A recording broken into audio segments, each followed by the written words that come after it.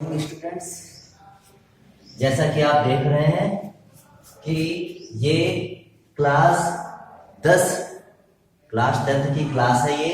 और उसमें हम आपको टॉपिक पढ़ाएंगे मनुष्य में पाचन की क्रियाविधि। मनुष्य में पाचन की क्रियाविधि आपको पढ़ाएंगे कि मनुष्य में पाचन कैसे होता है, वहां पर कौन कौन सी घटनाएं होती हैं, कौन कौन सी क्रियाएं होती हैं भोजन के साथ जो हम लोग करते हैं, और उसमें स्टेप बाय स्टेप पूरा पढ़ेंगे कि किसमें क्या होता है क्या नहीं होता है। तो हम पढ़ने वाले हैं मनुष्य में पाचन की क्रिया। तो सबसे पहले मनुष्य में जो पाचन होता है, जो भोजन खाया जाता है उसका पाचन, तो मनुष्य का भोजन, जो भोजन का पाचन होता है वो मुख से ही प्रारंभ हो जाता है। जो मुख होता है, मुख से ही भोजन का पाचन जो है प्रारंभ हो जाता है। तो उसमें क्या क्या होता है, तो सबसे पहले ही डालेंगे मुख गुहा में पाचन, क्योंकि सबसे पहले मुख से ही पाचन शुरू होता है। तो सबसे पहले शुरू करेंगे मुख गुहा में पाचन। तो क्या होता है, मुख गुहा जो होती है बक्कल कैविटी, मुख गुहा को इंग्लिश में बक्कल कैविटी है। तो मुख गुहा में भोजन के पाचन में क्या क्या होता है, तो मुख गुहा में भोजन का भौतिक व रासायनिक पाचन होता है। कैसा पाचन होता है, भौतिक व रासायनिक पाचन होता है। अब इसका क्या मतलब है कि भौतिक पाचन और रासायनिक पाचन का मतलब, देखिए मुख गुहा में जो भोजन होता है उसका भौतिक पाचन से मतलब है कि जो भोजन को हमने खाया है, मुख में डाला है, सबसे पहले उसको दांतों द्वारा चबाया जाएगा। जब दांतों द्वारा भोजन को चबाया जाएगा और उसमें लार मिलाई जाएगी, जब लार मिलाई जाएगी और उसको दांतों द्वारा भोजन को चबाया जाएगा, तब उसे कहते हैं भौतिक पाचन। रासायनिक पाचन के अंदर क्या क्या होता है कि उसमें बहुत से एंजाइम पाए जाते हैं, आमाशय में और हमारे विभिन्न अंगों में बहुत से एंजाइम पाए जाते हैं जो भोजन का रासायनिक पाचन करते हैं।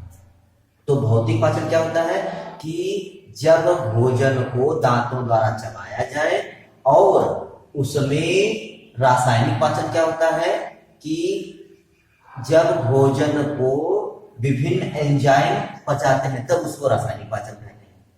ठीक, तो सबसे पहले मुख गुहा में पाचन क्या क्या होता है, कैसे होता है। तो सबसे पहले जब भोजन को हम मुख में डालते हैं तो जो भोजन का मंड या स्टार्च होता है, वो मंड या स्टार्च जो होता है वो जल अपघटित होकर टायलिन नामक एंजाइम की सहायता से माल्टोज शर्करा बदल जाता है। कौन सी शर्करा, माल्टोज शर्करा बदल जाता है। हमें परिभाषा में भी ये लिख देना है कि सबसे पहले डालेंगे, जैसे पाचन के डालेंगे टायलिन एंजाइम। तो टायलिन एंजाइम क्या करता है, यह मंड या स्टार्च को जल अपघटित करके माल्टोज शर्करा बना लेता है। इस प्रकार से हमारे भोजन का पाचन शुरू हो जाता है। अब जो टायलिन होता है मंड या स्टार्च को जल अपघटित करके माल्टोज शर्करा बदल देता है, लेकिन मुख गुहा में एक और एंजाइम पाया जाता है, उसका नाम होता है लाइसोजाइम।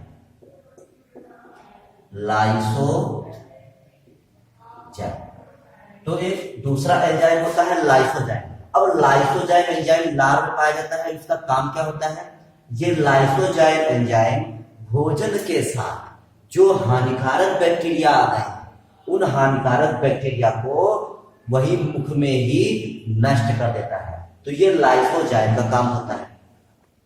तो अब इसमें दो प्रश्न बनते हैं। सबसे पहले प्रश्न हो सकता है उनसे पूछ दिया जाए कि बताओ, रोटी के टुकड़े को अधिक देर तक चबाने से रोटी होती है वो मीठी लगने लगती है। जब हम रोटी का कोई टुकड़ा मुंह में डाल लेते हैं, फिर उसको जब ज्यादा देर तक चबाते रहते हैं, तो क्या होता है, जो रोटी का टुकड़ा होता है वो चबाने के बाद वो मीठा लगने लगता है। अब ये क्यों होता है, तो ये इसलिए होता है क्योंकि जो रोटी का टुकड़ा होता है उसमें मंड या स्टार्च होता है, और जो मंड या स्टार्च होता है वो जल अपघटित होकर लार के टायलिन नामक एंजाइम की सहायता से माल्टोज शर्करा बदल जाता है। इस माल्टोज शर्करा में बदल जाने के कारण जो रोटी का टुकड़ा है वो अधिक देर तक चबाने पर मीठा लगने लगता है। ठीक, तो ये हो गया।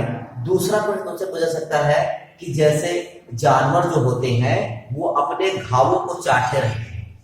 अपने तुम लोगों ने देखा होगा कि जो कुत्ता बिल्ली या कोई भी जानवर होते हैं तो जब उनके कोई चोट वगैरह लग जाती है तो अपनी जीभ से वो घाव को चाटते हैं, अगर वो संभव है तो ये क्यों करते हैं ऐसे? उनका घाव ठीक भी हो जाता है। क्यों?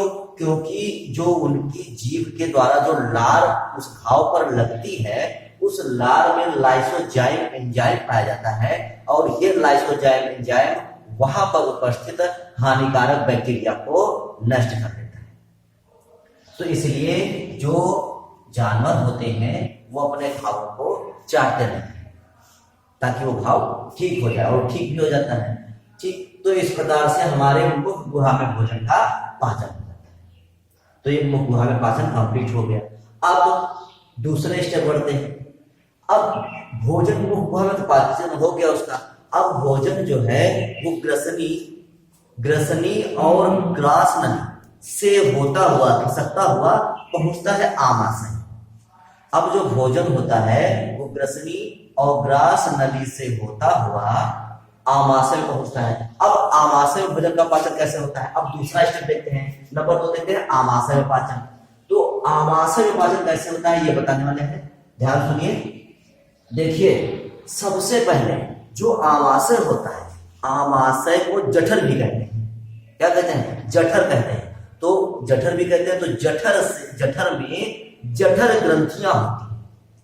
तो आमाशय या जठर में जठर ग्रंथियां होती हैं। उन जठर ग्रंथियों से जठर रस स्रावित होता है। जठर रस स्रावित होता है। क्या स्रावित होता है? जठर रस।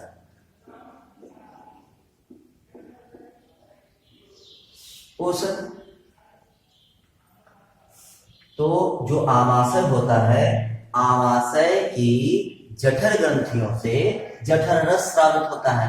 तो जठर रस क्या करता है? जठर रस में 2 चीजें होती हैं। जठर रस में 2 चीजें होती हैं। सबसे पहला है HCl, हाइड्रोक्लोरिक अम्ल।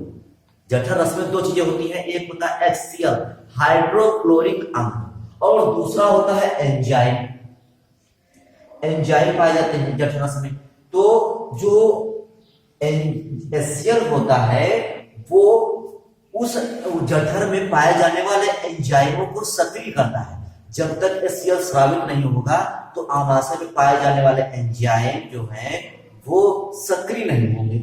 तो इसलिए जब जठर ग्रंथियों से जठर रस स्रावित होता है तो उसमें जो HCl स्रावित होता है वो HCl एंजाइम को सक्रिय कर देता है।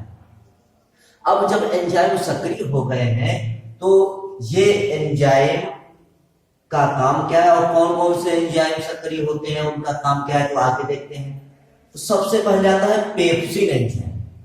सबसे पहले आता है पेप्सिन एंजाइम। ये पेप्सिन एंजाइम प्रोटीन्स को, ये प्रोटीन पाचक एंजाइम है। सबसे पहले प्रोटीन पाचक एंजाइम है ये पेप्सिन। पेप्सिन क्या करता है? ये प्रोटीन्स को जल अपघटित करके प्रोटियोजेज और पेप्टोन्स में बदल देता है। कहाँ बदल देता है? प्रोटियोजेज और पेप्टोन्स में बदल देता है। अब क्या होता है? जो लोग